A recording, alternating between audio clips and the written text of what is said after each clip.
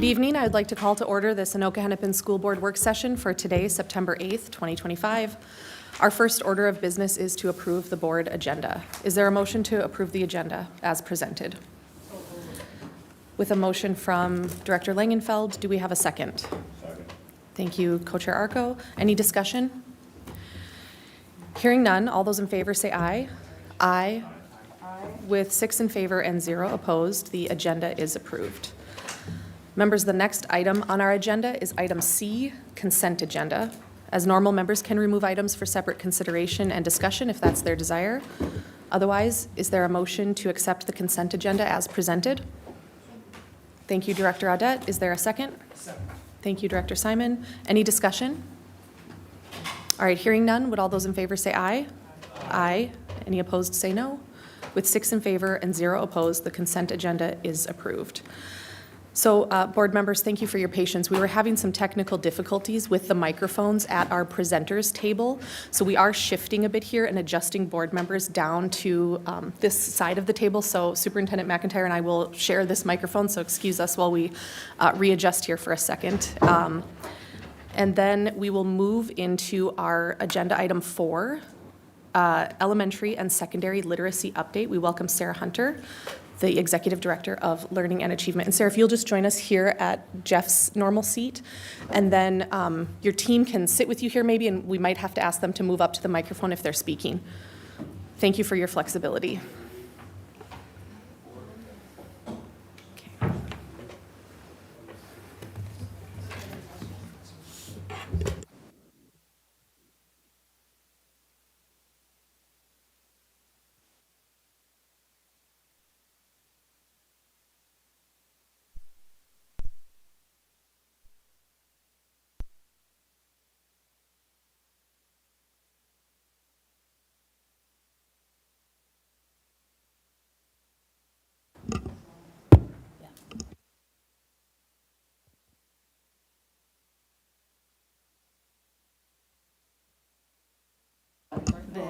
Vargas wants to sit on Okay. the microphone.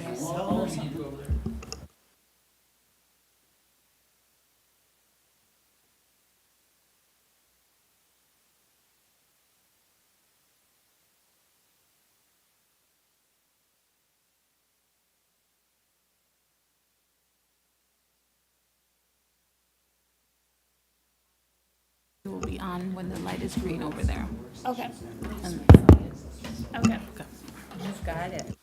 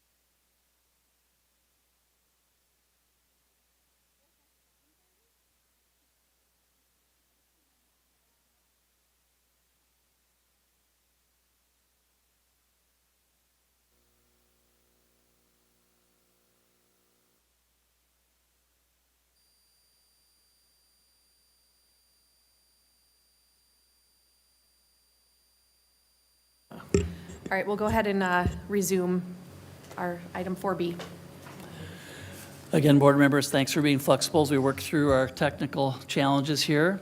Our team is here with us tonight to help us work through together our first conversation around Phase 3 budget reduction considerations.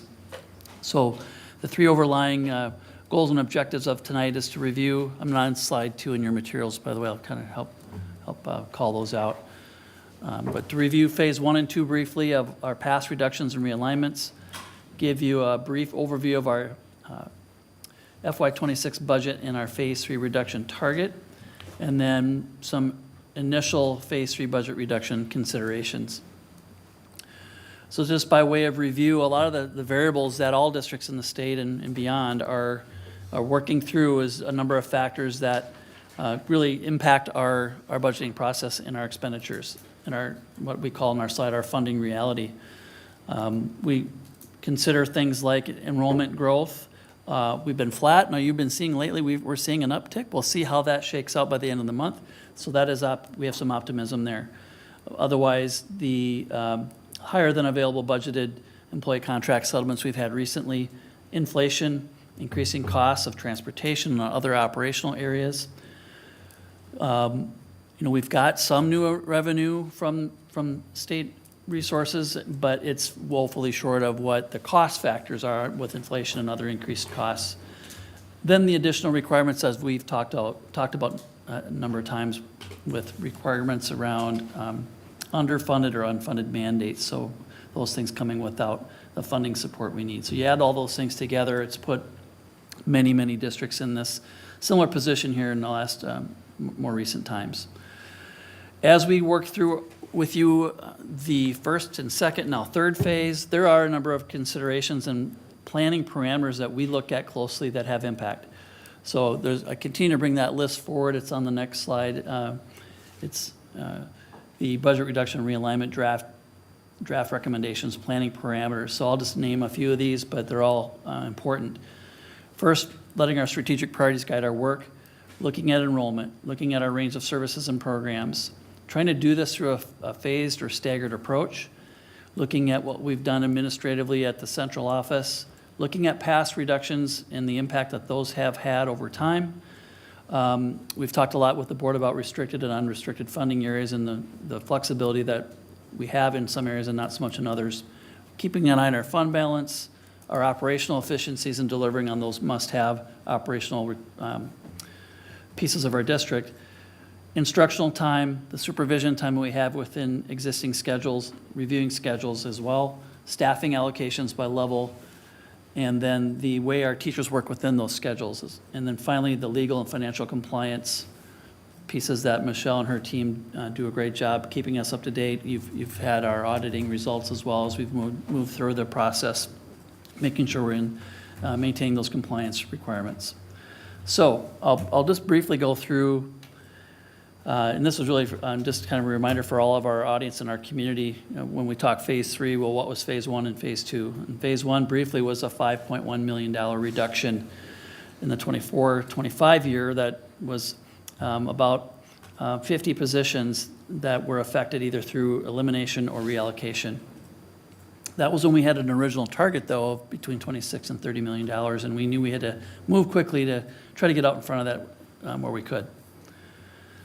The next slide looks at the $9 million, then an additional central office reductions, putting that at about $14 million. That was approximately 200 positions. Really, the list is just giving a picture of across all departments, everywhere from senior leadership to our operational areas, communications, community education, special education, technology, HR, across the board was impacted by those reductions to help us protect and keep as much stability at the school sites as possible. So that was just a brief review. We're going to now launch into some of the information you've been getting a little more informally and have Michelle cover some of the budget parameters looking ahead to FY26, some overview and adjustments that we've been able to make. If Michelle, you could pull that microphone towards you a little bit, that would be good. Turn it on. There we go. Looking at the fiscal year 26 budget overview, just wanted to start, as we look at it, our total budget that's adopted is $780 million. It consists of all of our funds that for all of our operations. When we're looking at our budget reductions, we're looking at the general fund. You cannot use your food service fund, your community service fund, your debt service fund, or the trust fund to close that budget deficit. It's not allowed for transfers that way. If the food service fund or community service fund get into trouble, the general fund has to take care of them. That's legally what we can do. But so the area that we're focusing on is the general fund budget of the $229 million that we're looking at for the reduction process. We'll go to the next slide. So in the detail in Appendix J is the breakdown of how that general fund budget is built. Starting with the restricted funds. So those are restricted funds that have reserve fund balances, the $126 million. There are some flexibilities in a few of them that we've talked about in the past, like compensatory or achievement integration. But the majority of them are very restricted and aren't available then for the discussion of the target. Our federal grants are to supplement, not supplant. So although they're not in a restricted fund balance, they are extremely restricted, and they're part of our single audit every year to make sure we are following the guidelines, and that's about $6 million. We have some other miscellaneous and grants and fundraisers. Fundraisers, generally, our sites generate donations, either fundraising, all different ways. So we monitor that. We know we're going to get about $2 million a year, so we make sure we have the expenditure side of that too for that revenue to offset it and allocate it as those funds come in. In our assigned budget, we just lost our screen. Oh, no. In the assigned area, right this year we have $9.4 million. The majority of that is the strategic investment that was done with the associates a couple of years ago, that $5 million about. The other portions have to do with capital infrastructure, finishing up aesthetics and security, dollars set aside for Project Lead the Way, the $225,000 annually, and there's also textbooks that are in there. Another area that is, although not a restricted area, is special education. That area, you have to maintain effort in there, so you have to spend as much as you did the year before, or you will lose revenue. There are a couple of instances where you can reduce some, but they will pull back your general education revenue if you don't maintain effort. That $135 million does not include transportation. That's part of operations. But in addition to the services, supplies, staffing, there's another portion, about $24 million, that is in the operations in the transportation area. So in our unassigned, that's that large area where we have about Michelle, five. can we take a question there before we move on? Co-Chair Arco. Sorry, I just had a thought based on what you were talking about maintaining effort. So just hypothetically, let's say there just wasn't as much of a need, maybe for the next year or two or three, for special ed services, for whatever reason, just hypothetically, if that were to occur, and the demand just wasn't there for like even what we currently have, would we still have to spend the same amount of money, or how would that work? My understanding is it's based on your student count and how much you spend per that student. So if your student count went down, then you could spend less because you're supposed to maintain effort based on the number of students you're serving that have the IEPs. And I can add, great So- question, thank you. So if we did have fewer students that just require more services and ultimately are more kind of high needs, high cost, if we just have fewer of those, that is one of the exceptions. Yeah, yeah. And if you remember, we've talked about also if we have just a larger number of retired teachers and there's a reduction in cost because we've had more staff Right, through retirement. So right. there's some, like, those are just a short list of exceptions that give us some If you can flexibility. prove those reasons that are allowable, it's okay. Not just budget reductions that you reduce services or staff to support the students that are there. So the next area is in our unassigned, and that's the area when we look at your unassigned fund balance. That's the area where we look at the 10% minimum. So this area, adding up to, I believe it's about $559 million, broken down between our pre-K 12 programs. So that's all your pre-K all the way up through the high schools. And these are all of our schools. Step program, regional high school, all of that's in that area. And that, all of the supply budgets for those areas and all of their staff is $275 million. Unassigned operations. So that's operations is your transportation and your operations of the building. So that's your lights, your heat, and custodial staff. That is $83 million. And then we have our unassigned central services. So that's the central area of our central departments that are going to be anywhere from HR, finance, curriculum department, all of the central services that are done centrally. And then we have our unassigned other, 36 million, and that's also detailed out. But that has to do with items that just don't attach to a specific operation or site, like our severance pay. We know we have about 2 to 3 million of severance a year, but we don't know where it's going to land. So it's sat there. Our substitutes, we try to budget some of it out, but not all of the miscellaneous. The teachers' ones, we kind of try to do it by site based on assumptions, but our non-licensed staff sub-budget is in one area because you just really don't know where it's all going to land each year. And there's other items in that area. So the amount that we're looking at for our reduction is in this unassigned area. Again, the details of all of this is in that large Appendix J with the details of it. But it doesn't, there's a limited area that is available within that limited structure.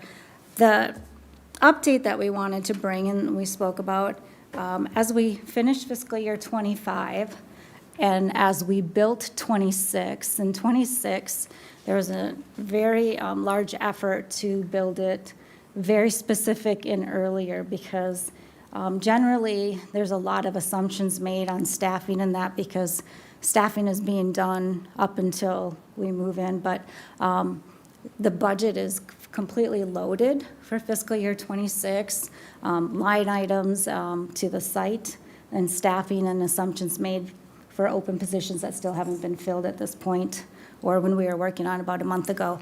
And when we roll that and we look at how we finished fiscal year '25, we don't have audited data at this point in time yet, but there is can we go to the next slide? There is about $7.5 million of unallocated. So when everything was put out for everybody's staff, all the teachers, all the paras, their supply budgets, everything was put out, and the dollars for open positions, there's about a fluctuation of $7.5 million. So that's about 1% of our budget. When we look at it, last year we had about a $5 million fluctuation, so it's carried over. In looking at it as we finish, the last 2 years, our OPEB reimbursement on our insurance has been about 1.3 million more.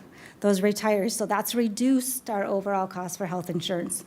And 2 years in a row, what we've also seen is a reduction in our staff accessing as insurance costs went up. Our staff, those that have other options, have opted out of taking the insurance. So that's been another couple of $1 million. In addition to that, what we've seen is that some of our contracts, as we budgeted and costed them out during negotiations, the roll-up costs and expecting all the people to go through all of the steps are not as high. So and what happens in our teachers' contract, we tend to have our teachers, our more senior teachers, when we're doing all of the different areas that are restricted, those areas, they're really high in those areas because you're putting your higher staff into those intervention teachers and all of that. So when you're just budgeting across the board, our unassigned areas, those are more of our newer teachers and not as our senior teachers. So what's happening is those restricted funding sources, which are limited, you get to spend what you have, are taking on more of the higher costs. So the way that's balanced out, we've ended up a few million, about 4 million there. So we're about 7.5 million in costs that aren't just there. So we've reduced, as we roll forward, where we were originally looking at fiscal year '27 for about 15.5 million, take that 7.5 million off, and we're looking at an adjusted target for reductions of 8 million. So as we finish fiscal year '25, we had projected to be at about a $58 million fund balance. We're looking at 66 million. We also had our interest. We had our interest earnings. We're still holding on to them. They're starting to look at dropping our interest rates, but we budgeted last year for 4.6 million. We budgeted this year for 4.6 million. I will tell you, 5-6 years ago, we were making $300,000 a year. So the last couple years, we've made 8 or 9 million.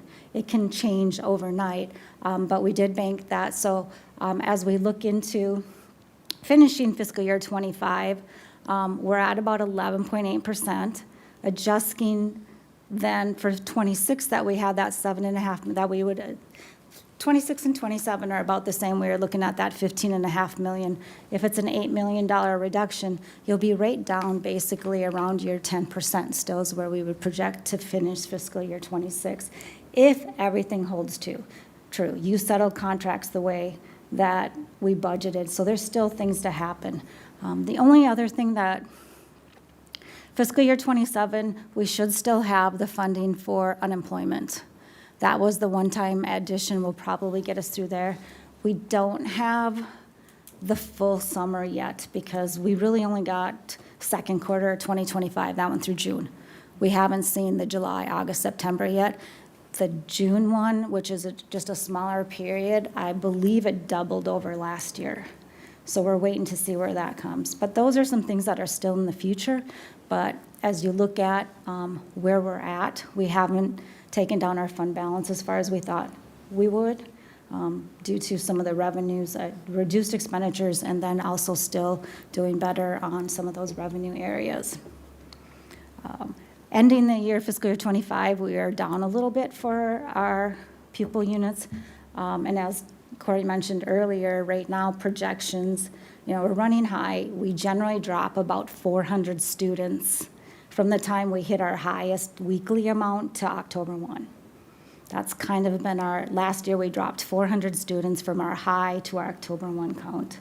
It's just, what you have on the books and that time to show up. So it would be nice to finish, start October 1 higher as opposed to last year where we started lower than our projected enrollment. Director Simon? Thanks, Michelle. Just, I want to repeat this, make sure I am thinking of it correctly.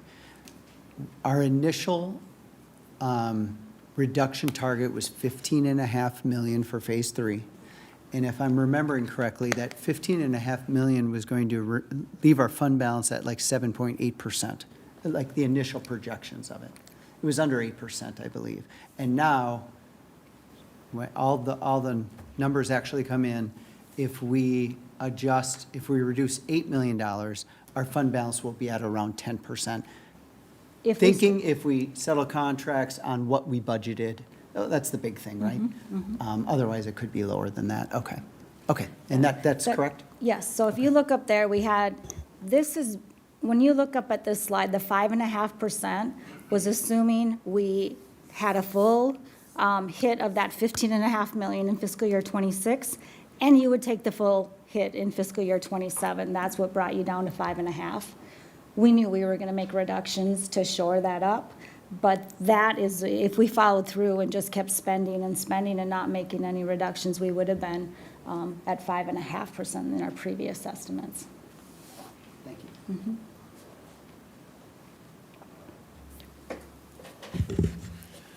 Board members, just to touch on something Michelle covered, and thank you, Michelle, and I want to give Michelle a huge shout out here just because of that 75 slide presentation that's in the background materials. That is the way that's organizing our budget detail in a very different way.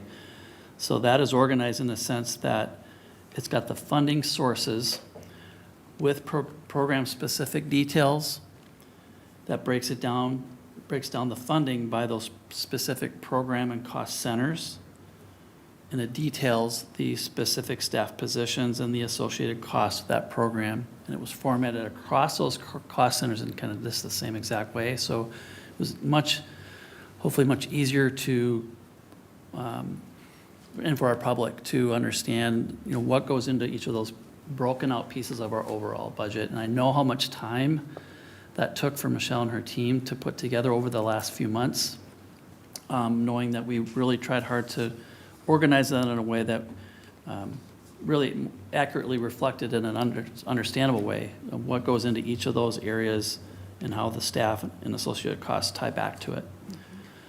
So that's in your backup raw materials. I also just included in the materials was a summary of the Phase 1 and Phase 2 reductions that the board approved back last November. In our slide deck, I did include our timeline again. I think it's our next slide. And this is just a reminder of our process, at least as it stands now, proposed process. After discussion tonight, we just continue to refine, right? So we would come back at the regular board meeting later this month with any adjustments based on conversation tonight. And then I believe it's the 24th of September, we go out and start, just providing those considerations for our community meetings that go through the end of September, early October, so that we can come back to the October board meeting with any adjustments based on feedback from our community, giving the board a month's time. I believe that's October 28th, with the final approval estimated to be on the November 24th board meeting. So just a quick review of the timeline. What I want to get to, though, is some of the details I think you want to talk about. The next slide is just a reminder of a decision that was part of that Phase 2 board decision last November. So the board, as part of that package, as part of that overall decision, was to finish off and end early our strategic investment. So the way this is showing up on the slide here is we're in our final year now and we're ending that limited term one-time set of dollars that were committed 4 years ago. And this is the breakdown of those details for that $4.8 million in those strategic investment allocations. So that's a piece of that puzzle from last November. Now, this last slide here, as Jim goes there, what we did is take the considerations, and I'm going to have Annette and Ginger and Tanya talk through the process we were able to take with our staff that were here this summer, our school leaders, really making a concerted effort to work closely with our principals and move forward with considerations, knowing we had to hit, and this was at a time where we were thinking about a $15 million reduction target as we were still working through those settle-ups. So what you have on here is a breakdown of, on the left side, what's left of the COVID relief fund allocations. And just maybe for our public's conceptual understanding, when those dollars were first given to all school districts, the thought was, this was a short-term burst of funding that we all knew would go away. And really at the time, all the districts kind of understood kind of a 2-year burst of funding. So over time, what we've done is with certain positions, we've found ways to continue to hang on to for those supports as some of the effects of the pandemic have lingered on and gotten creative with how do we continue those supports. So there's about $8.6 million here of the ESSER positions. So those were pandemic related and were not there prior to the pandemic. And so now as we continue to talk about post-pandemic and that the pandemic is, we're beyond that now, this structures up those positions and allocations that were part of what the ESSER's dollars were for. Then on the right side is some additional considerations for the board to think about, everywhere from the middle school model schedule change, the discussion we had last year for Phase 2, just putting that on a consideration list. And then we look at just some staffing ratio adjustments. So if you think of, these are ultimately fairly small staffing adjustments that we could make, really giving the building some autonomy on where to allocate those staffing across the elementary, middle, and high school levels. Then there's a piece here our team will talk more about, knowing that we have elementary literacy intervention teachers included in the ESSER's funded areas. How do we continue to provide that strong literacy support through a restructured model of intervention in those key roles, especially in a year where we have implementation of our elementary adoption and beyond, and thinking K-12 as well. And then an additional consideration for some administrative support positions. So it's, in a sense, a little bit of a menu or some options that you could piece together in different ways. But as we've worked through with our school leaders, this is where we landed. So I'm going to ask our team to talk more about how we got to this spot with about 60 people, so all of our leaders in our school sites. Check. Okay, it's working. Hi, everyone. So With Annette and Ginger and I being new as a leadership team, we wanted to prioritize bringing in the voices of the principals because they're the ones closest to these budget considerations. So perhaps you have heard the phrase "working genius." If you've heard of Patrick Lencioni, he's been around for 25 years, coaching leaders and different organizations about how to effectively collaborate. So all of us on our leadership team, as well as the principals, have all taken this working genius assessment, so we know where we fall in our areas of how we enjoy doing work. Now, everybody has to work, right? And everyone has to collaborate. Everything from starting a new initiative to planning a trip. If you have a significant other, you know that every time that you have to collaborate, you have to come up with an idea. You need to evaluate the pros and cons, and then you have to actually go forward and activate this work. So there are 6 steps to the working genius, and we went through this with the principals in order to provide a voice from everybody. And I'm going to let Annette and Ginger talk about that, how we did that. Well, good evening. And before I get started, I just would like to say how incredibly grateful I am to be back in the Anoka-Hennepin School District. So thank you for the opportunity.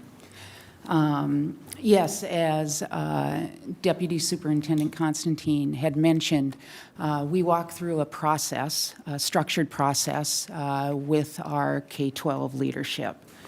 And our goal, not only for this process, but throughout the year, is to really bring together our K-12 principals into one space, provide time for that collaboration. And this process was a launch into that. During that time, we had principals come in, it was approximately for about 10 hours, mid-August, actually, to come in and start to have conversations, not only horizontally across with each level, but also vertical conversations. And I have to say, even though we got to this point of some of these considerations, probably the most impactful activities that we had done was the conversation, and really that understanding of what each level does. And again, a lot of the time was spent with that, and when you do that, as you know, that builds capacity across the system, across the organization, and that was one of these goals. And in order to really look at the budget considerations from a K-12 perspective versus level by level, now keep in mind, there are different needs at the different levels. However, what we wanted to come to the board with were recommendations that were really mostly K-12. And I will say that there were recommendations by level as well. However, we wanted to bring forward that K-12 model. Yeah, so common themes did emerge through all of the different levels, and also they want to have a balance. And I think there's a great balance of, we can see that, and you can see this too, that there's intervention teachers, there's support teachers, there's support staff, there's administration that are both in strategic investments and ESSER that will have a great impact on how we support our teachers, our students, and just the whole experience for every aspect of the learner. So what we're hoping that we can continue to do is to increase that conversation, to continue to have that conversation, not just with our building leaders, but to have them go back, because in between each of those sessions, which were 3-hour sessions and 3 to 4 hour sessions, they went back to their buildings and had that conversation with their teams and with their other leaders, because they were also having leadership team meetings with teachers and things like that to get ready for the school year, to gather some insights and some feedback about potential pieces of these models. So we would like to go back and really start to build back what would be the best model proposal, given what is really difficult decisions to make. Because reductions are always very difficult, they're always very hard, and we don't want to have an impact on our learners. And we know that that is something that is a mutual desire from every single level, and we feel strongly that our principals have understanding of what is needed at every level, and they will work together to make sure that process is fair and equitable for each student at each level.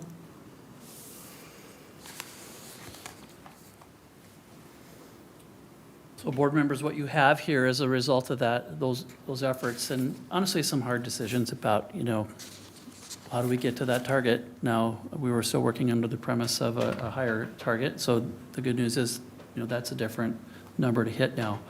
But what's on here is really a starting point for board discussion.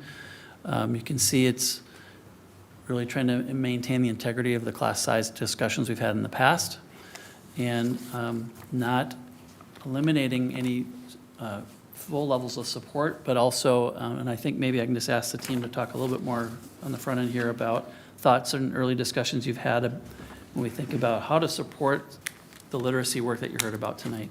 So with some of the changes that you see on the slide here, we still have other staff that we can reorganize and repurpose to do the kinds of support work that needs to be done around our priorities. So maybe I'll just flip it back to the team to talk a little bit more about some preliminary discussions. We will come back to you with a little more detail on this as we're just at the beginning phases of the work. But I want to preface this, any reductions in those ESSER pieces, we still have other staff and other FTE that we can kind of repurpose or reorganize to make sure we accomplish those things. So maybe the team, you can add some more context to that. Yeah, there are positions that are funded out of other funding sources like compensatory education and things to that effect. We also have QComp coaches that add to that piece of, providing feedback to our teachers. There's literacy specialists or lit aid that will also be 14.2 FTEs. They're allocated to the elementary. So those are pieces that we can couple along with that support. We also have the achievement coaches at the high school level and instructional coaches at the middle level that we need to continue to look at for funding. We understand the importance of that intervention teacher and the support that it allows for the students who need that additional time and energy and support. So those are those pieces that we're trying to balance with that FTE to make sure that we can allocate that piece off to the side along with maintaining that staffing. And asking our principals, looking at what that would do with that class size or the pieces of that, they can maintain that class ratio within the expectations that have been set, I think, by the guidelines and policies of the board. So I'll just kind of wrap this up and turn it back over to Co-Chair DeShane. So there's roughly slightly over 50 additional positions in our district that, whether they're QComp coaches, literacy specialists, other instructional coaches that are not in this ESSERS piece, that we can utilize to restructure a model that still provides that support for the priority area. Number one is literacy that we've talked about tonight. The team, if that's a direction the board wants us to continue to explore, we would tie that back together. So should the board say, yes, we can get to that $8 million reduction just by really tackling the ESSERS, those COVID-funded positions that we knew would go away, or those dollars would go away, we don't leave that big void. We don't leave a hole behind there. We have another way to address the needs in the district and still achieve our budget cut target. Or you may take us down a different direction and piece together some different options that you see here or something else that the board wants us to explore. Okay, so thank you. I'll turn it back to you to facilitate conversation. Board, what questions do we have for our presenting team? While people are thinking of those, I'll just start with the process, I think, that you outlined of including stakeholders, our building leadership, and doing more than just a kind of a cursory ask. Having in-depth meetings and discussions, I think, is really important. The more voices we get involved in discussions like this, especially those that are going to have to effectuate the changes that come with the cuts, I think we'll end up with a better decision. So I really appreciate you doing that.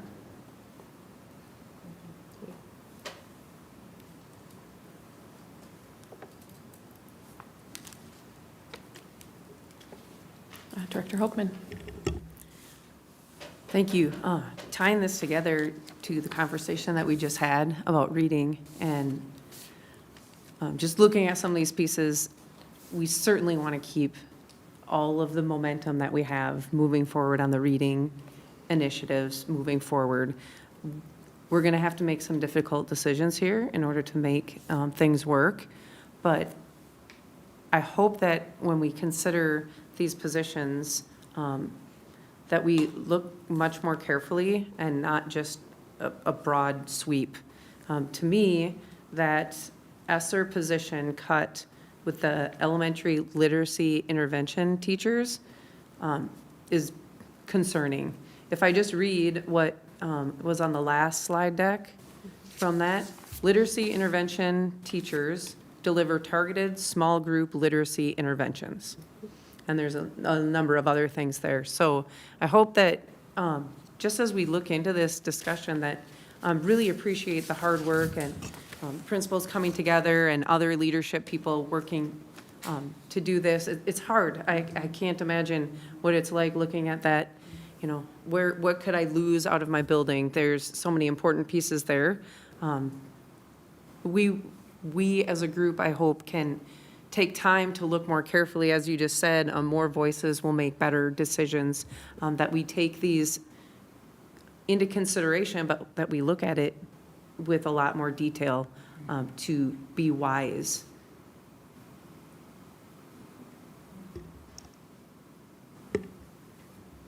Director Langenfeld.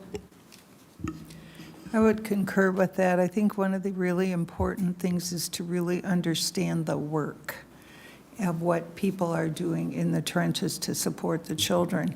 And I think just even having just a recent conversation with one of the principals, what's happened with the cuts we saw in phase 1 and phase 2 are already being felt in our schools. And that's an important part of the discussion that we have to take into account. What does that look like? What kind of impact is that having? We didn't even start the school year yet. So I think that that's a really important factor, and I appreciate Director Hoekman's comment about we have to look deeply.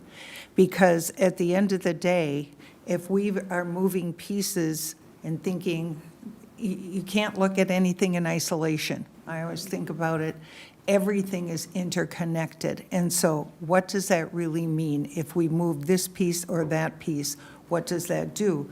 And that's why it's so critical to have the voice of the leaders in the schools. And what's interesting and important, having been a site-based principal, being able to make some of those decisions at that level really mattered, because what we were doing maybe at Coon Rapids Middle School back in the day was not necessarily what my colleague over there, Dr. Gustafson, was doing at Oakview. And so those are the kinds of conversations I would appreciate having, that level of understanding of what it really means for schools to have these. There, you can do some general things, but it does come down sometimes to that level of granularity for schools. And so I'm not suggesting that everything is off the table, but rather offering a space for autonomy for some schools to make some decisions. I received a packet from someone recently who had been a teacher in the district for more than, I think, 40 years. And it was a very successful story of the journey where the school was afforded autonomy to be able, and the principal and the wisdom of the whole school team, to make decisions, and saw significant improvement in student achievement. And not every school was probably doing the same thing, and they had the support of the district as well. So I want to make sure we have a very holistic look at this, and I appreciate it. Dr. Langenfeld, I appreciate you saying that. And one thing that really struck me last week in one of the meetings that Dr. Ziegler and I had with one of the high school principals, this high school principal and his assistant principal were sharing all their successes that they've had with their graduation rates and getting kids to school and, raising those scores. And the principal said, cutting these folks, we will not be able to effectively get those kids to the graduation rates that we've been so proud of. And Dr. Ziegler and I just looked at each other and we just felt the enormity of this decision as much as all of you do, where, these are kids' lives. So I don't envy any of you your decision right now, and I appreciate that you're taking it as seriously as you are. It's a very, very emotional time. Director Simon? Thanks, Casey. Thanks for the presentation. First of all, I'll echo the shout out to Michelle. I thought the background and the detail really allowed at least this one board member to not think of it as kind of an overall, and look at the detail and really kind of really understand, this slide also. So thank you. I thought it was very well done. And I think it's very well done for the public too. I think it's a view that educational funding isn't easy, but it's a view that our public and community can actually look at and maybe understand. So thank you. Corey, I guess I want to make sure I understand. So this slide with, if you want to, you can go back, where the ESSER positions are and then the kind of the menu, if you will. So I guess it's for you folks too, all the leadership, is that when you looked at our budget and you looked at what it takes for schools to educate kids properly, tell me if I'm right with this. And then you got with district leadership, your expertise, and building leadership and expertise, when they looked at the whole system, this is where, even though it would highly impact our schools, these are the areas that their expertise says you could potentially make cuts, right? Are there other things out there that the board doesn't know? I would think you've looked at everything, and this is kind of, it's not necessarily a recommendation, but it's the recommended areas. Is that fair, Corey? Well, these are the considerations that rose to the top through that process.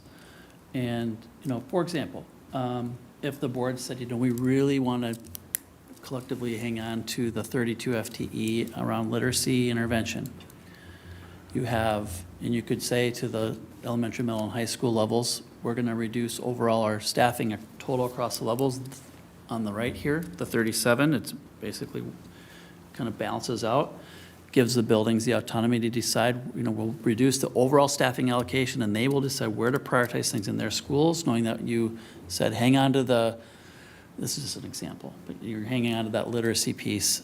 So if you said, maybe cut the other things in the academic support list, but keep those 32 FTE, and then you give the building, principals that autonomy by level, where, knowing that the priority from the board is those three areas, that you can kind of work amongst these different options here. Now, if there's other things that maybe come out through our engagement process with the community or other stakeholders, surveys, the things we do may rise to the top and maybe not on here. So I'm kind of looking back at the team here as we worked with our principals. This is as we narrow down the scope, how do we get to that target? Director Hoekman said it well, it's a tough task getting to a hard place because there's value in everything we do, we believe, and also like what is the biggest return on some of those things. So that might accomplish something Dr. Langenfeld was talking about along with preserving that high-level focus on literacy. You can kind of work amongst these things is one way to put it. So I'm looking at Annette, Ginger, and Tanya. Would you reframe that in any way or anything you want to add? The only comment I have to that is that when you see the list up here, it does not come without emotion.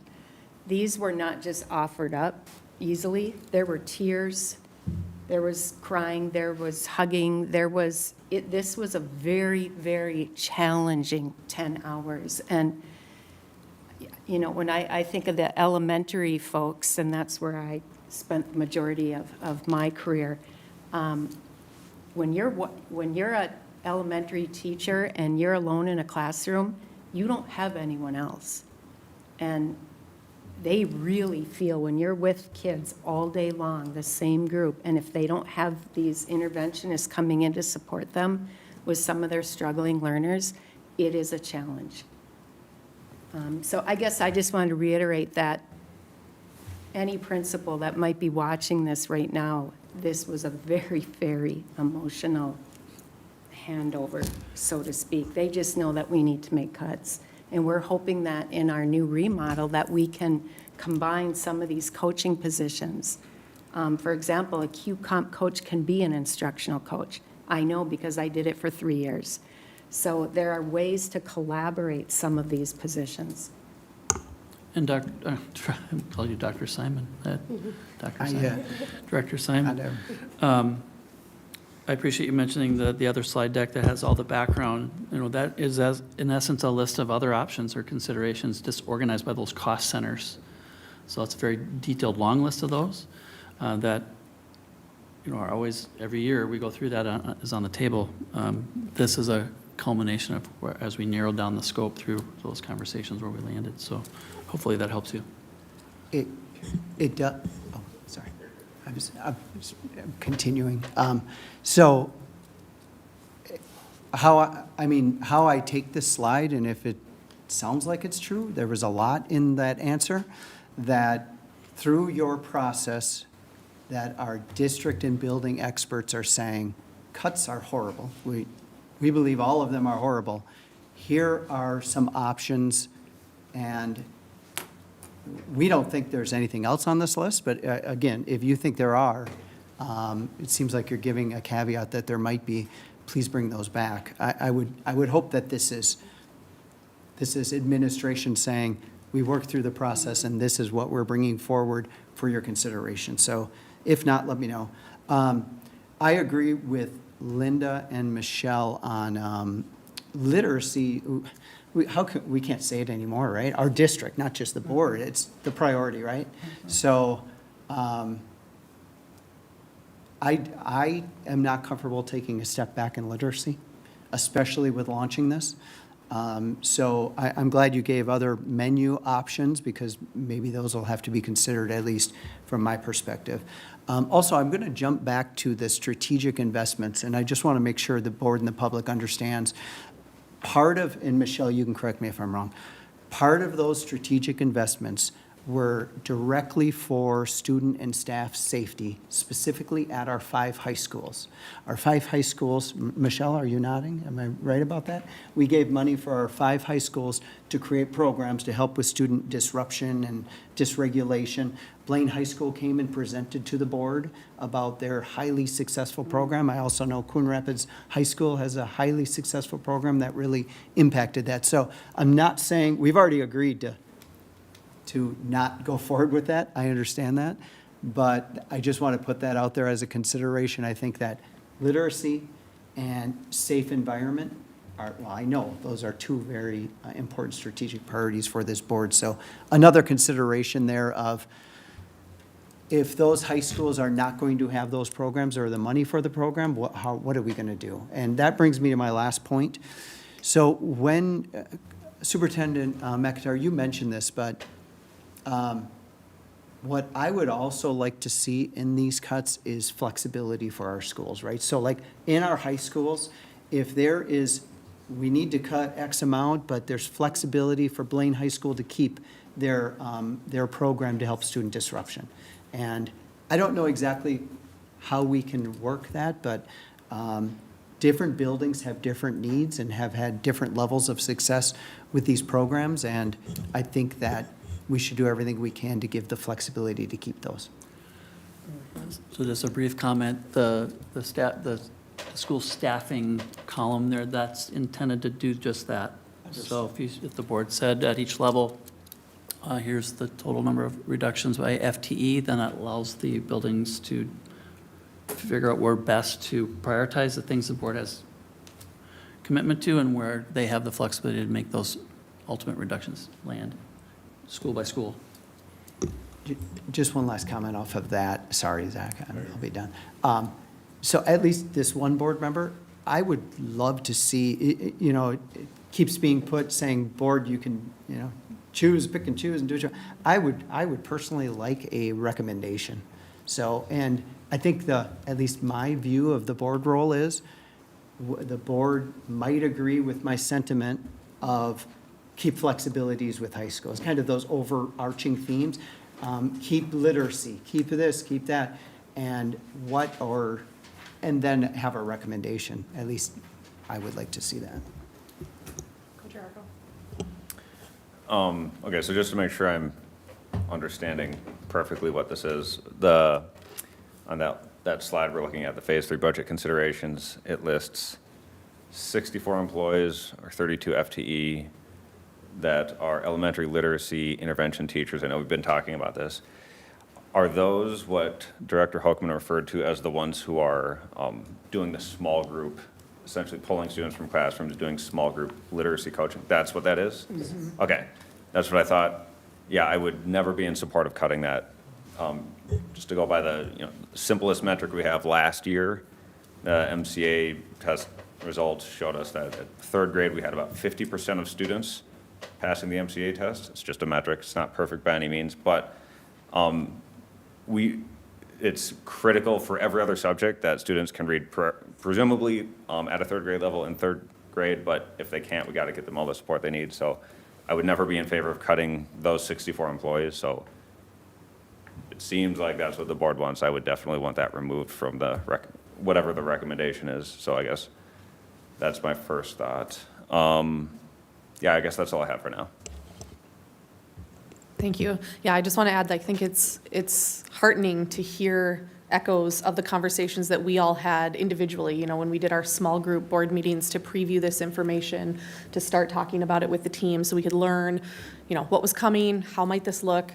I think there was nearly unanimous support for talking about possible considerations and at the same time keeping or rebuilding into the new literacy support model, whether it's carving those positions out of this conversation or it's at the same time rebuilding them into a new literacy support model, as you had mentioned, with coaching plus intervention, small group supports that our students desperately need. So it's really nice to hear those same kind of comments that came out of the summary conversations being shared here today at the board table. Thank you. Anyone else have? Director Audette. Thanks. Could you give us a little more detail into the level of, I don't know what I want to say it. How our principals were able to weigh in? And so when you bring this forward and you say that this, like for instance, if we look at the ESSER position reductions and we've proposed to reduce those literacy intervention teachers. Are you saying that our elementary teachers were in support of doing that by putting this recommendation here?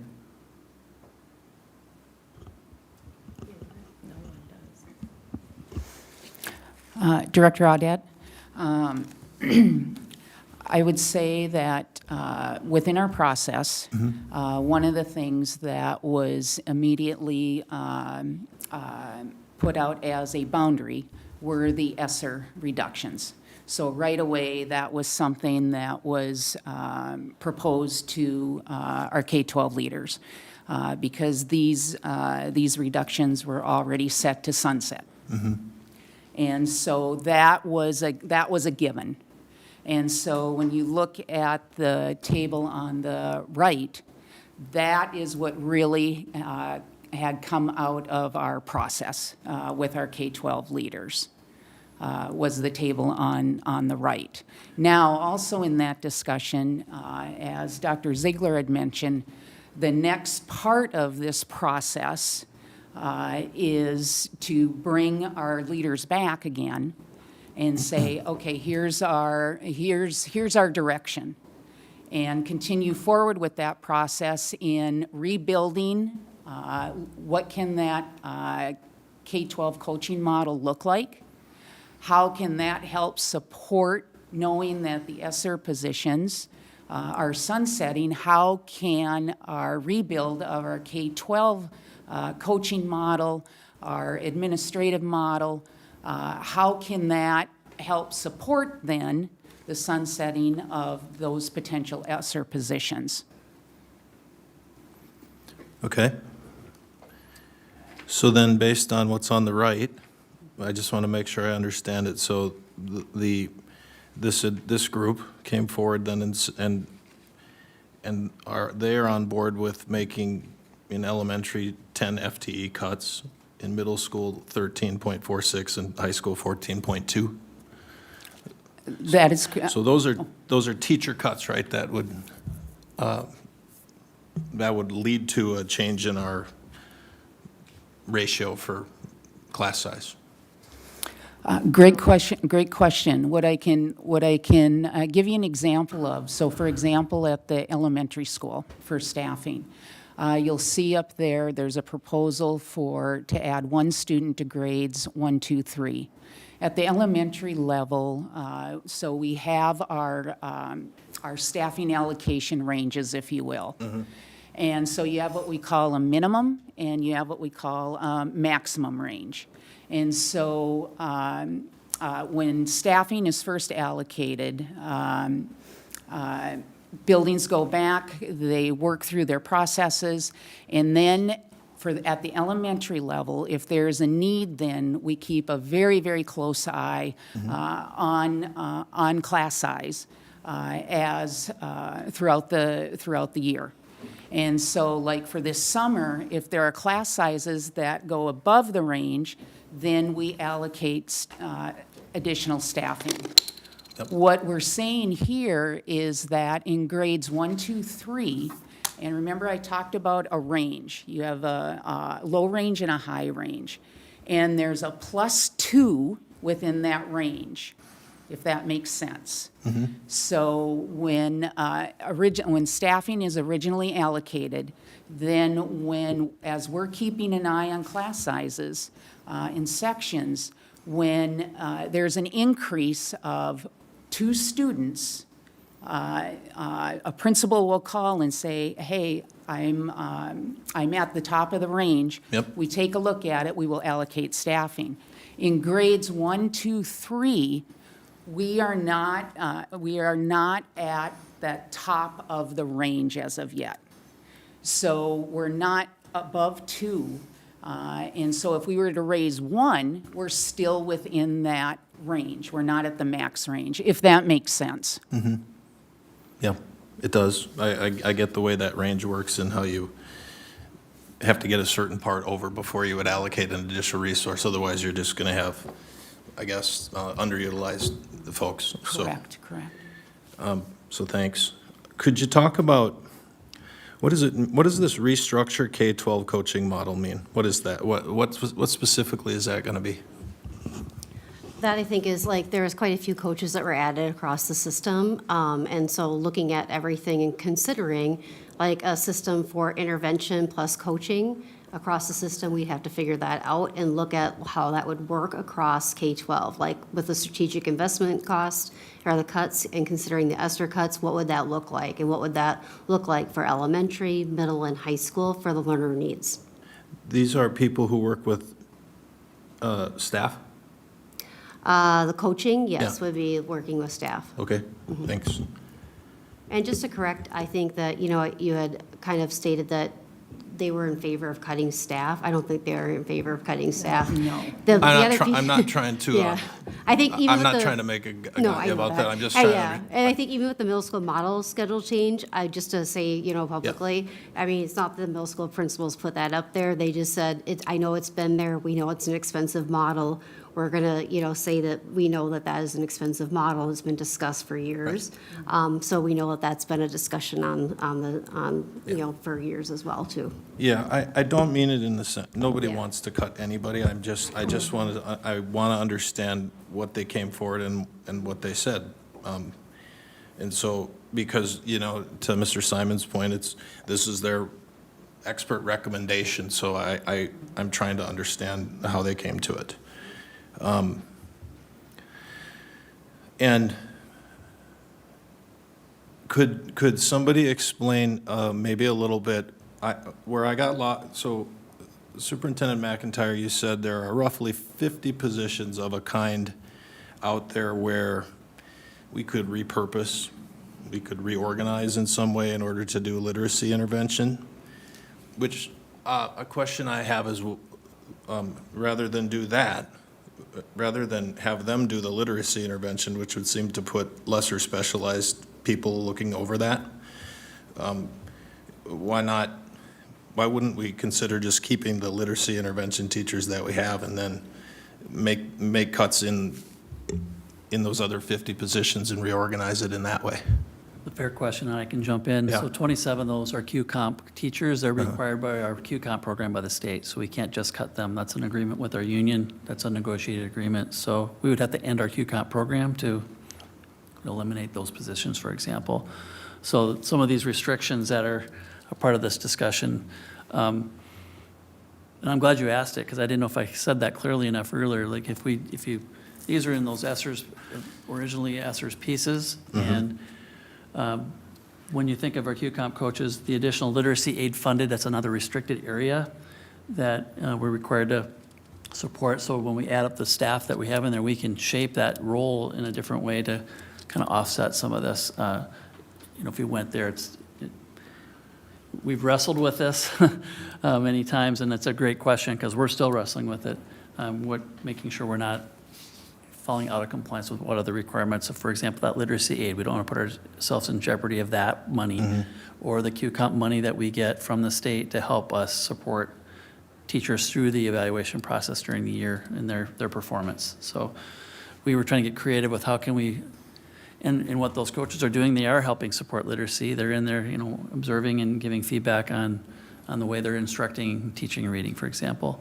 So it's a great question because it's a kind of a complicated one, but I'm glad you heard that there would be a way to take what we still have left that's not in that ESSER's bucket and still fill and do the roles of support that we want.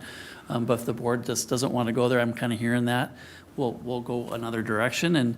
And I also am hearing some of you at least like the concept of, we'll just take back the staffing allocation, and it gives that flexibility to the sites on making sure we're prioritizing our 3 strategic priorities, and gives the sites, whether you run a big or small school, the ability to decide. And likely those FTE adjustments may not be classroom teachers. They're in other areas, for example, too. There's other staffing areas that they would look at.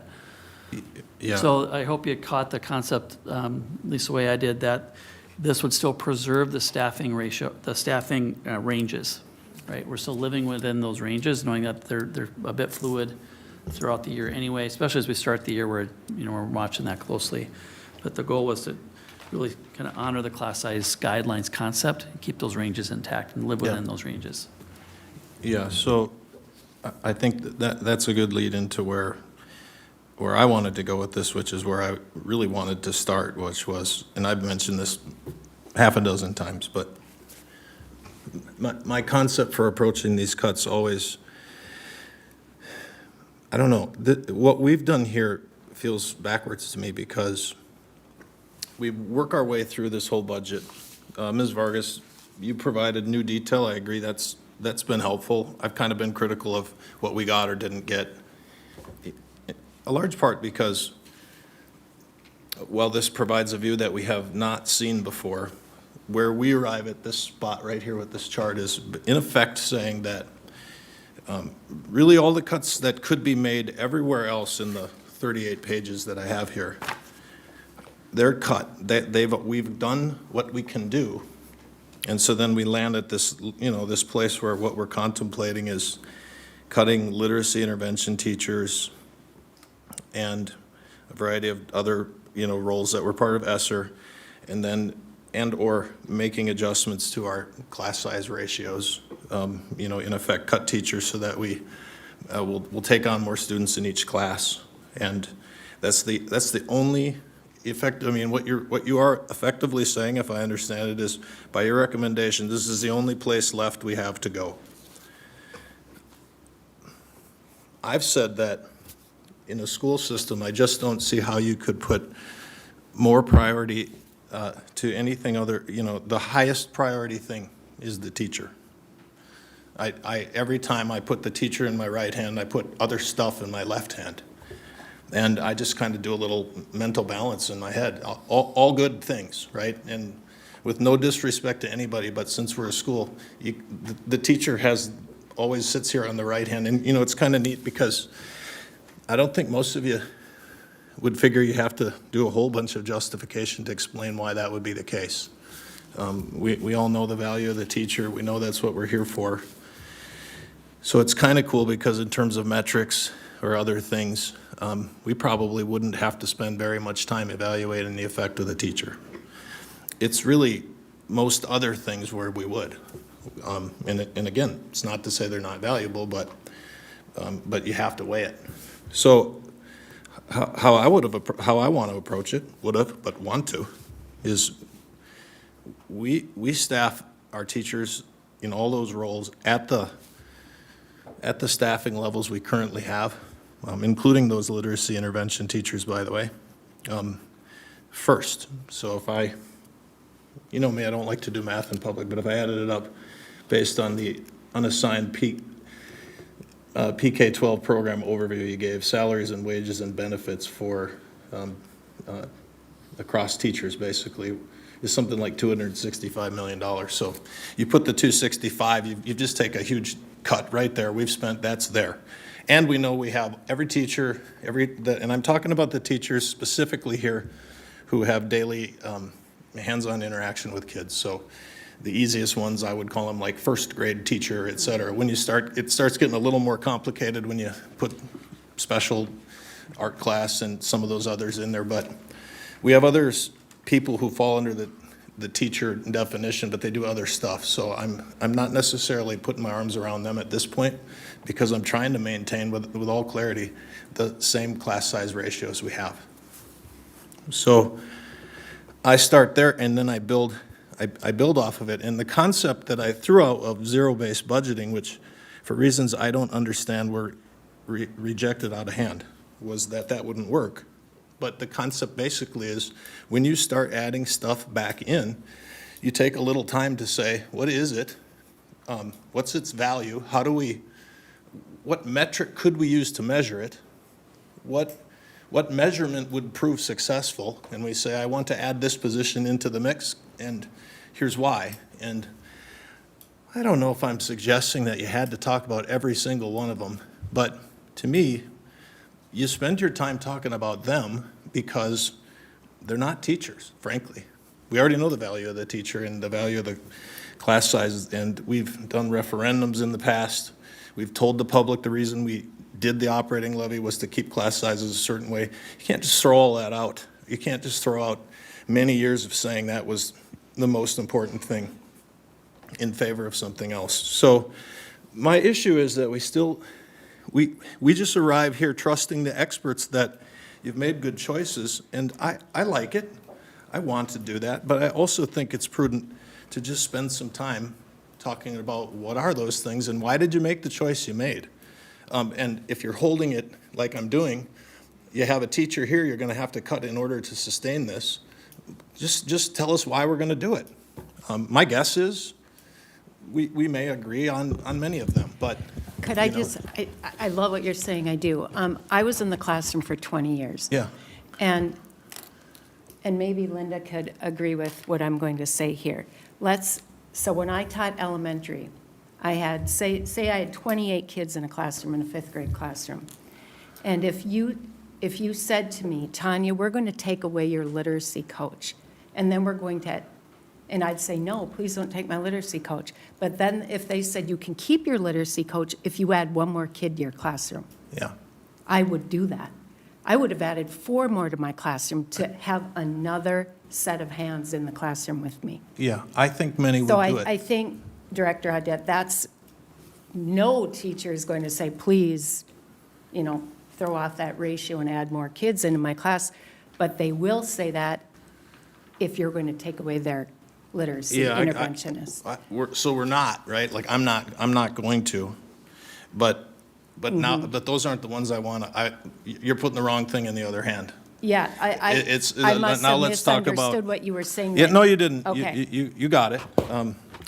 the false choice was, you have to cut your literacy intervention teacher, but that's not what I'm saying. Okay, I'm saying there's something else. There's another Right. position someplace in Right. the district that isn't either of those two, because they both meet the definition of a classroom teacher. right. And to your point of that rebuilding, that's Yeah. starting at zero, that's what we want to do now with these interventionists. Okay, if we have to get rid of all these people, what do we have left and how are we going to rebuild that? With that teacher voice, with that principal Yeah, voice. I got it. I'm saying that Okay. isn't the way we're good, but that's not how I wanted to do it. Okay. My firm stance is, we shouldn't cut any of the teachers. Not until we've gone through the other things, and I positively identified that, yeah, we can't live without that, we can't live without that. So I'll just give you examples of how I might do this. They're not examples of anything I'm proposing, but I just pulled a directory.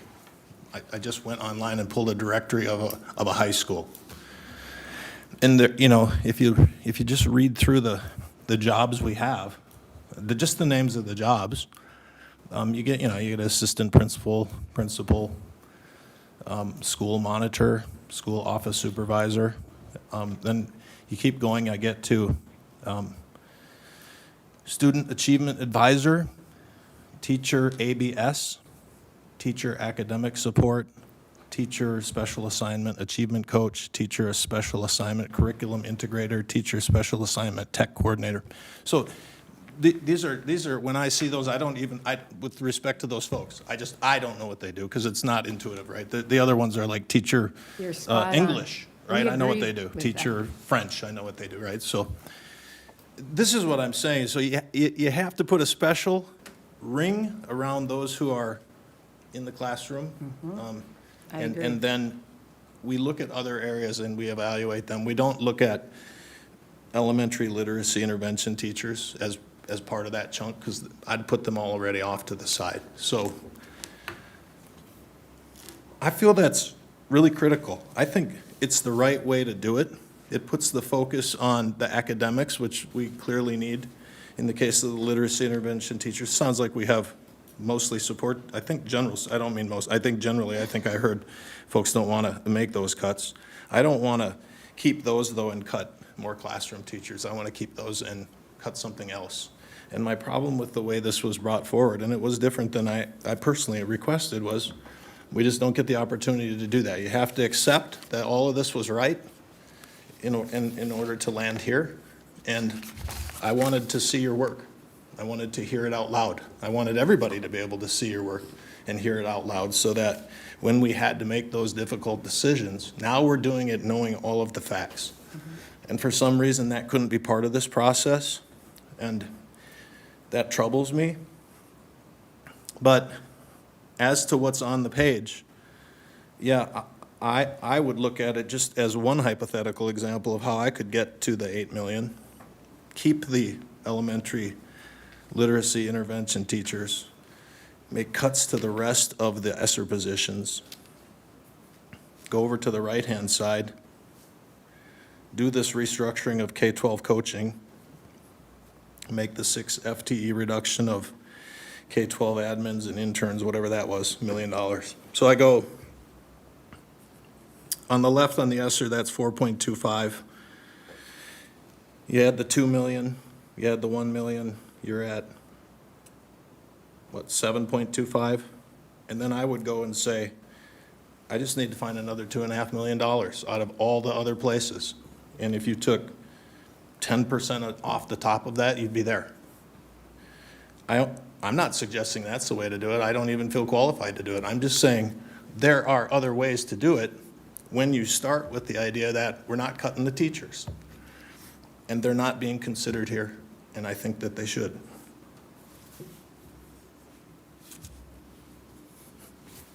Director Langenfeld. As we move forward, I think one of the most important things is to make sure that we have a clear and structured process. And what I'm hearing, because we've never really, as a board, talked about what the process would look like. It sounds like you have what you believe is a pretty solid process in place already. So what I'm hearing, and maybe I'm hearing it inaccurately, but this board has prioritized some very core things aligned to the strategic priority. That's very clear to me, and that for me is an important part of budgeting strategically around the mission and vision. So I would certainly be in support. So looking at the core functions, which factors right into your classroom teacher. That is the core function of a school, the teacher in front of the kids. Absolutely true. Then looking at within this framework as the experts who are in the field, and I think it goes to the point around restructuring and coaching, looking at what will continue to support those core functions while also promoting greater efficiencies. And maybe not everything is up there to look at that. And I think that's the piece I look at, is what are those greater efficiencies. I'm truly not in a place where I think we as a board can say, cut this, cut that. But rather, I would rather have, and maybe it goes back to Director Simon's, I'd like you to come back with your recommendations really focused in on those core priorities that we've already laid out, and then the core functions.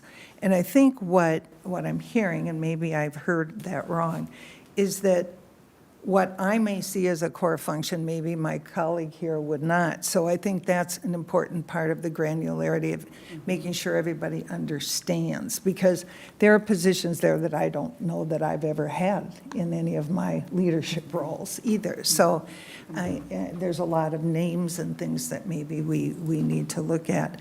But, so I don't want to do things indiscriminately and say, because I don't know what they all are either.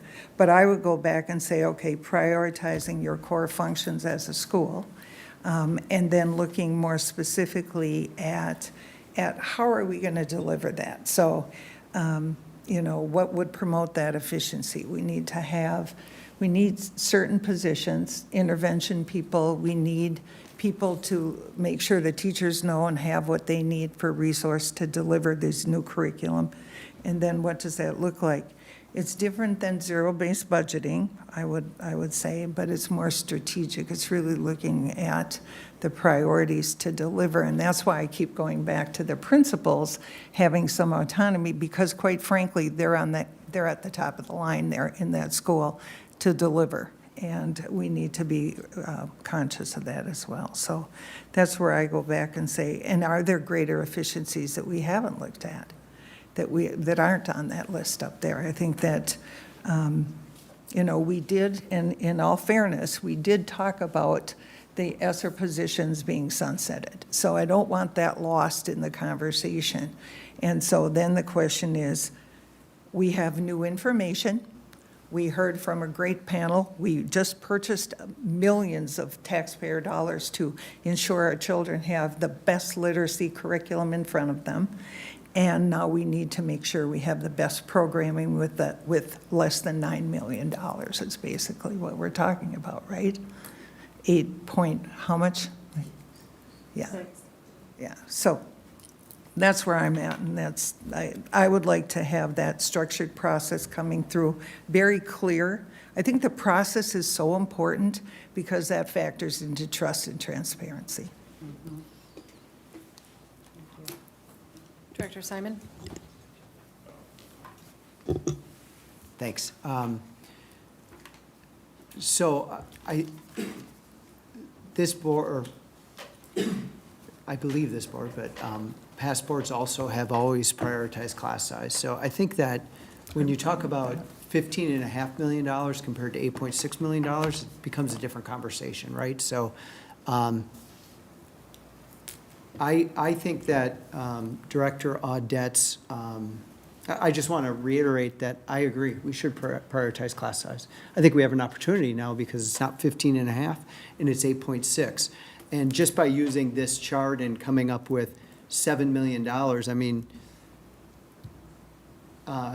again, I want to talk about, what are we going to do for student dysregulation and disruption at our high schools? But, I mean, that gets us, if we did get to that level, and I still want to see the administrative recommendation, but our fund balance would probably be 9.5%. So I'm not saying that's what we should do, but it gets us near where we would need to be to maintain that 10% too. So as I talk about wanting to see the administrative recommendation and giving themes about hopefully what the board wants to see, I do think we can add, our strategic priorities, reading, which we talked about those positions. We talked about safe environment, so that's student disruption and dysregulation. And I would reiterate what Director Audette said and say another one is prioritizing class size. So I agree.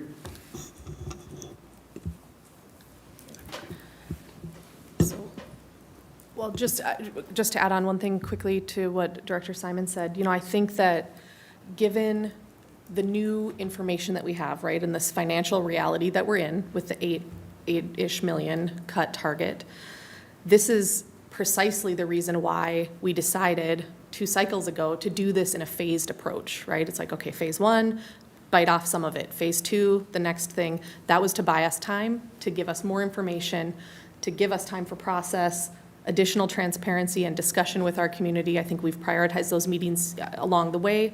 That's going to be a really important step in this. And to Director Simon's point, maybe there's another phase, right? Where our target came down, we have more information, we can get really close there, it sounds like, with a lot of agreement on the board. And then we can see where we're at. We can see where the fund balance leaves us. Just throwing out there another option to us to continue this iterative process so that we can be smarter, we can have more information, we can have the enrollment realities, all sorts of things that help us shape the financial picture of the district. Superintendent McIntyre.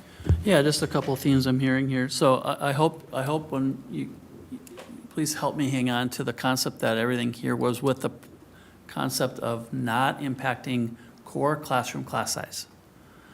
Now, the hard part was the literacy piece. We thought we can make those ESSER-based reductions and create a new model that still supports literacy. It's not wiping that out.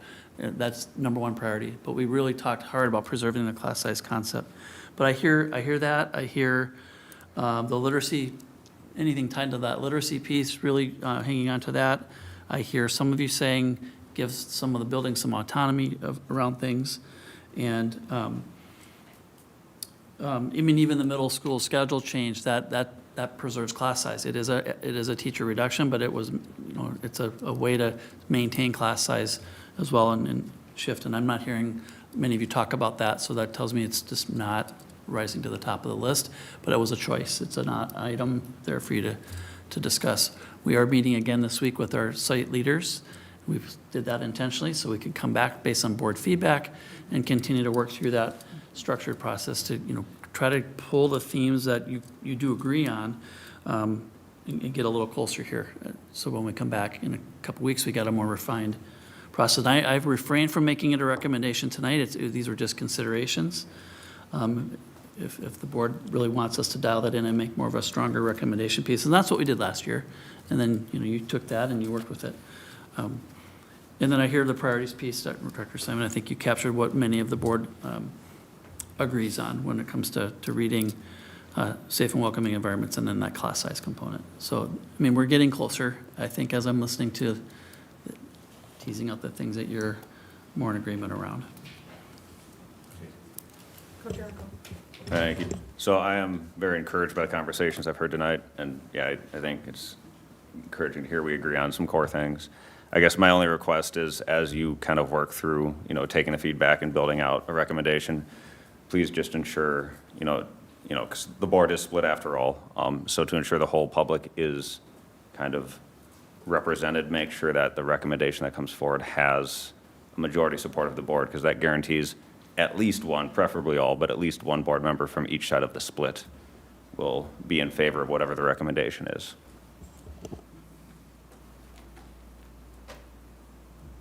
Director Hoekman? Yeah, I'm encouraged also that we're going to find a way to ensure that our kids are getting the opportunities they need to daily in the classroom. And one thing that I'm hearing is about efficiency and new model, and I think it ties with that restructuring Yeah, the K-12 coaching. Perhaps as we look, and I think some of the mystery and the confusion that's come in is just there are so many titles. Perhaps that this would be a great time to bring that down and say, we can have some of that flexibility for, the building leaders, but also some clarity for everyone. Yeah, we started working on that. Director Audette? I'd just like to provide one other, just thought, it's insight based on my own nearly 30-year career, which is that I work in business, but it cycles. Sometimes business is great, sometimes it's not. And so, as a person who's been a manager pretty much my whole career, there's been, I don't know how many times, but a handful where we've had to cut. Nobody likes it. I've seen a whole lot of different ways of top-down level telling us we're going to cut. And on the first day, in fact, I lost my job that way one time, by the way. So I've been downsized, and it really was miserable. But you take this whole sum of things throughout the course of life and career, and what I know is that every time I've been asked to cut, at first we think we can't do it. There's no way. We've built these positions. We need them. And we in business will typically put a ring around something. Sometimes it's been customer service, whatever. Frequently it's been quality of the product. Like there's no way we're going to do that, or safety. There's certain things. So we say, I don't care what, we're not going to do that. But these other things, we'll figure it out. And all I will tell you is that as hard as it is on the first day, if you do that, once you go back and go through it, we've always found a way, and frequently we found an even better way, because it forced us to just take a look at what we were doing, whereas before we didn't have to. If you're in a business that's growing like gangbusters, it's kind of nice. You don't ever have to do that. And we're not a business, but we don't have to do this all that often, and so there's something like pruning a tree, and then it just kind of grows back stronger. And I just think it's wise. It's only because I've had that experience, and it does matter in this case. So. Thanks. Board, any further questions or comments for the presenting team? All right, thank you so much for your time and for all of the hard work that went into these prep discussions and to the materials. Really appreciate that. It was great feedback. Thank you. All right, Board, we're nearing our last agenda item, Board Correspondence and Communication. Members, this is your opportunity to share happenings in your community, report on committee assignments or any other items of interest. Does anyone have anything that they'd like to share? Director Langenfeld. I just want to thank all of our schools. I had the privilege to be in 7 schools in the last week or so, and just compliment all of them. And I heard repeatedly this was one of the best starts they've ever had, certainly after coming back after the pandemic. So I think that's a very positive, and that factors in transportation, it factors in busing, change of schedule at the high school. Some of the kids just were a little more tired than they thought they'd be. So a big note of gratitude to everyone involved, from the parents at home who got their kids ready and out the door, and through the rain and the buses and all of that. So, and thank you to the principals, administration, and particularly all the staff that came out to greet these students and welcome them to the new school year.